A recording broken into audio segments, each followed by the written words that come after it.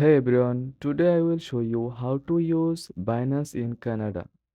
First of all, visit Binance.com and download the Binance app, then open it.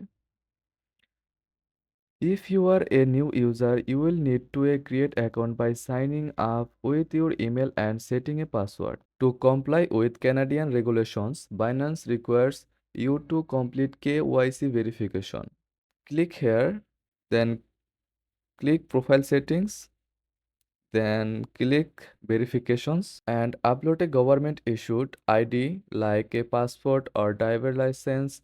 You will also need to provide a selfie for confirmation. I have already verification done before, so I won't do it here. Once verified, you can add funds. Unfortunately, direct fiat deposits for Canadians are limited, but you can still transfer cryptocurrency from another wallet or use P2P trading to buy crypto with Canadian dollars.